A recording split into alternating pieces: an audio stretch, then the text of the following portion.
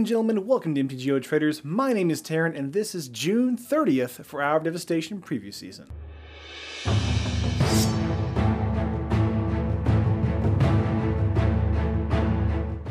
Wow, we have doubled in size overnight. A big shout out to Wedge over the Mana Source, who we're now proudly sponsoring. Love that guy. He's been using MTGOTraders for years to help with his deck tech videos and so much more. Oh, by the way, you can totally win a sick Collected Company Modern deck with a giveaway we're doing. Just head over to Wedge's video and he'll go over the deck and how to win. It's in the first link in the description. Before we get into today's preview coverage, I just want to make sure you hit the like and subscribe to MTGOTraders for more news, gameplay videos, and deck techs in the future. It lets us know that you appreciate the content we're producing. Okay, without further ado, let's get into the cards. Because there are so many cards spoiled today, since today is the last preview day, I'm only going to cover my favorite commons and all uncommons. So here we go, top 5 favorite commons. Feral Prowler is 1 colorless and 1 green mana for a 1/3 cat. When Feral Prowler dies, draw a card. You know I am a cat lover. This is a great common. A decent body for turn 2 or 3 swing. And when it trades or dies to a creature, it replaces itself with a card draw. This is fantastic in Draft and Sealed, and it should be considered in the green-white cat deck in Standard. Just a ton of fun. Thorned Moloch is 2 colorless and 1 red mana for a 2/2 lizard with prowess. Thorned Moloch has first strike as long as it's attacking. This card is insane. First strike while attacking on a prowess creature means that you'll be trading for more expensive creatures really frequently. It's a great 3-drop in Draft and Sealed for sure.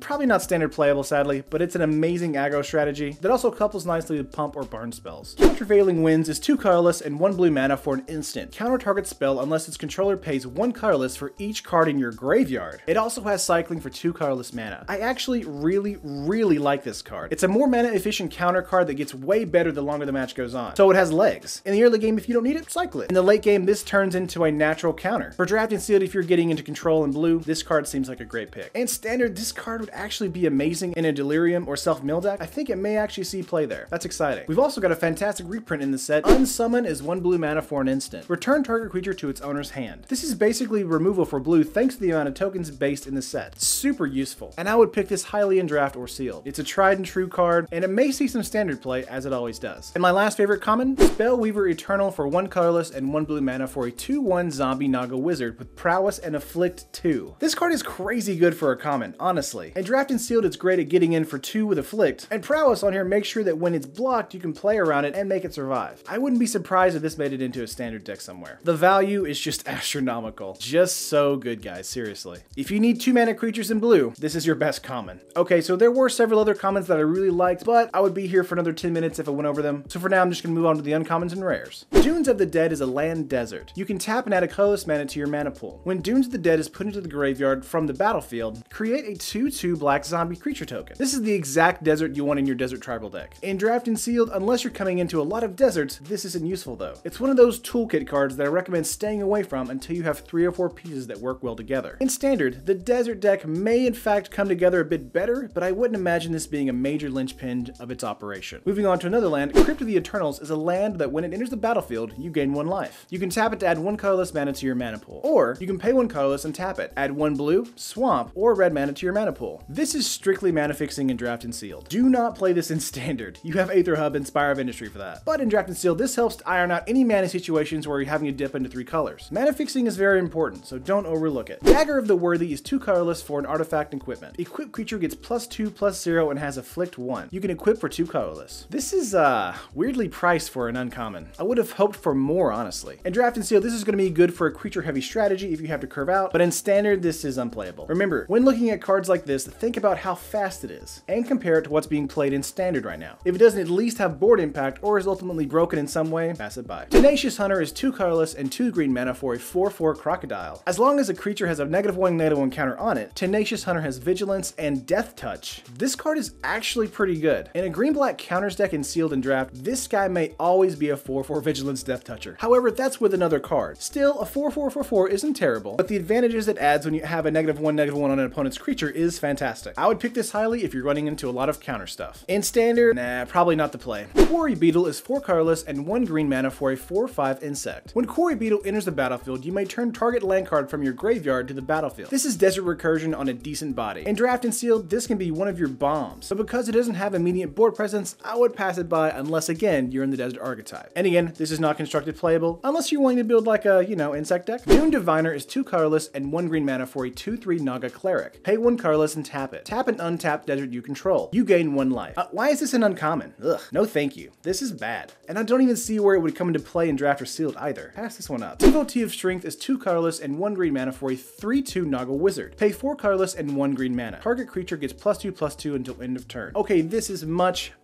better. In Draft and Sealed, this is a great late game combat trick on a stick. Also having 3 power helps it stay on the board a bit longer and get in for some extra damage early if you're on the play. Late game mana dumps like this are always solid picks. Never forget that. In Standard, look elsewhere. Magmaroth is 3 colorless and 1 red mana for a 5/5 elemental. At the beginning of your upkeep, put a -1/-1 counter on Magmaroth. Whenever you cast a non-creature spell, remove a -1/-1 counter from Magmaroth. This card is actually pretty good. Not only does it synergize really well with an aggressive burn style deck in Draft and Sealed, it's also pretty cheap for the power level. Getting in for 1/5 of your opponent's life on turn 5 is pretty great. And that's only if you don't have a burn spell in your hand and knock a blocker out of the way. If you do, it's 1/4 of your opponent's life. Very solid. Not standard playable though. Burning Fist Minotaur is 1 colorless and 1 red mana for a 2/1 Minotaur Wizard with First Strike. You can pay 1 colorless and 1 red mana, discard a card. Burning Fist Minotaur gets +2/+0 until end of turn. Wow, this is a powerhouse unlimited. Not only does it outdo several rares in this set for tempo advantage, in Standard this is going to be totally in my Minotaur Tribal deck version 2.0. Believe me, we're revisiting cats and Minotaurs very soon, guys. But yeah, super powerful. Moving on, Vile Manifestation is 1 colorless and 1 black mana for a 0/4 horror. Vile Manifestation gets +1/+0 for each card with cycling in your graveyard. It also has cycling for 2 colorless. Is this good? I'm not entirely sure. It feels like it could be powerful, but at the same time, it would be a dead card or an 0/4 blocker on turn 2. I appreciate the cycling, so that's what makes me think it's playable, but making sure you have a lot of cycling cards in your graveyard and Draft is difficult. It's not impossible, but I wouldn't build around him at all. At most, it's probably a 3/4 or 4/4 in the mid to late game, which I guess is fine for 2 mana. Banewhip Punisher is 2 colorless and 1 black mana for a 2/2 human warrior. When Banewhip Punisher enters the battlefield, you may put a -1/-1 counter on target creature. Pay 1 black mana and sacrifice Banewhip Punisher. Destroy target creature that has a -1/-1 counter on it. In Draft and Seal, this card is great in a -1/-1 counter deck, setting up nicely. I would pick this pretty high, but only if you're getting into that archetype. There was a couple of people talking about this being useful in Standard. I don't see it, but dream that dream of yours, guys. Riddle Form is 1 colorless and 1 blue mana for an enchantment. Whenever you cast a non-creature spell, you may have Riddle Form become a 3/3 Sphinx creature with flying in addition to its other types until the end of the turn. You may also pay 2 colorless and 1 blue mana to scry 1. This card is secretly really great. Being a creature only when you need it to be and only when you can allow it is really useful. It's also made even better by its ability to scry. While it is a bit pricier than I would like, in Draft and Sealed it really helps set up your next turn to play exactly out how you want to play. Pick this highly if you're getting into the control archetype in blue, and make sure to grab lots of counters and removal spells. Black-blue seems like a fun archetype in this set. As for Standard, nah. Imaginary Threats is 2 colorless and 2 blue for an instant. Creatures target opponent controls attacks this turn if able. During that player's next upkeep, creatures he or she controls don't untap. It also has cycling for 2 colorless mana. While I appreciate the flavor win here with the title of the card and its effect, I do think that it's rather poor in combat. And by poor, I mean it's probably just too expensive. 3 mana would have been the soft spot for me, but sadly it's just a bit pricey. This makes a follow-up play a little bit more difficult. That's not to say I wouldn't grab it in Draft or Sealed, I'm just saying that for the most part it's going to be a little pricier than I would pay. Unconventional Tactics is 2 colorless and 1 white mana for a sorcery. Target creature gets +3/+3 and gains flying until end of turn. Whenever a zombie enters the battlefield under your control, you may pay 1 white mana. If you do, return Unconventional Tactics from your graveyard to your hand. This is fantastic. Repeatable combat trick in Draft and Sealed. I feel like zombies will yet again have a very strong presence in Draft and Sealed performance. For 4 mana, you can return this card back to your hand after your main phase 2 zombie play. Extremely good. For Standard though, I would love it to see play there, but it's just too expensive. Combat tricks are usually looked over for more solid removal in general there. But for EDH, this card seems like a ton of fun. Saving Grace is 1 colorless and 1 white mana for an enchantment, or with flash. Enchant creature you control. When Saving Grace enters the battlefield, all damage that would be dealt this turn to you and permanents you control is dealt to enchanted creature instead. Enchanted creature gets +0/+3. This is a good stall for a turn, but its effect basically means that that creature will die almost immediately after this card is cast. This is a low pick for me in Draft and Sealed. However, in Standard, this card might actually be pretty useful, especially against large damage dealers like a Nicobolus or Glorybringer. Just a way to work around a damage dealing board wipe and target effect. Your creature may still die, but at least you get to choose which creature dies. Obelisk Spider is 1 colorless, 1 black, and 1 green mana for a 1/4 spider with reach. Whenever Obelisk Spider deals combat damage to a creature, put a -1/-1 counter on that creature. Whenever you put 1 or more -1/-1 counters on a creature, each opponent loses 1 life and you gain 1 life. This 3-drop does a ton of stuff. stuff, while not only being a great body and a great blocker. If it does block, it gets to shrink a creature, and next time they get in, it'll be for less and less. And Draft and Seal, this guy, while being expensive on mana requirements, fills a slot nicely. In Standard, this isn't as flashy, as blocking isn't as well received as tempo advantage attacks. So in the format where the one who attacks first is the winner, this staggers a bit behind. Overrun,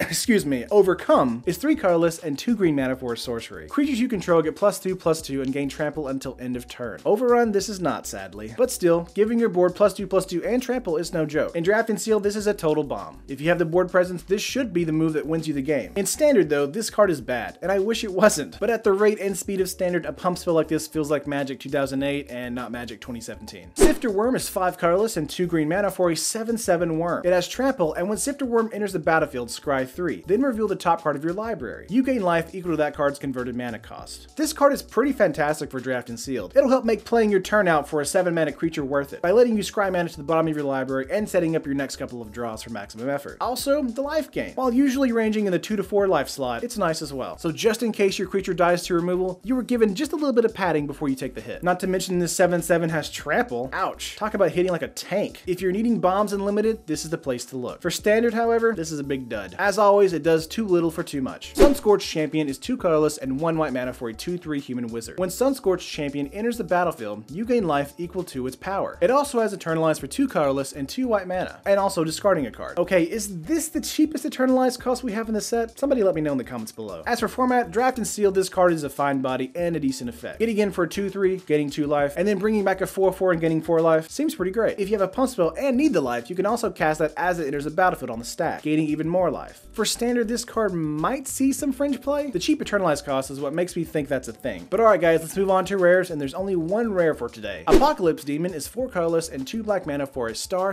demon with flying. Apocalypse Demon's power and toughness are each equal to the number of cards in your graveyard. At the beginning of your upkeep, tap Apocalypse Demon unless you sacrifice another creature. Well, this is a bulk rare if I've ever seen one. For Draft and Sealed, this could be a substantial bomb, but having to sack a creature before it can even attack once is a hassle. Not to mention having to continually sack creatures so the demon can get in multiple times. I'm not actually going to say avoid this in Draft and Sealed unless you have some way to work around this. Also, yeah, unplayable in Standard.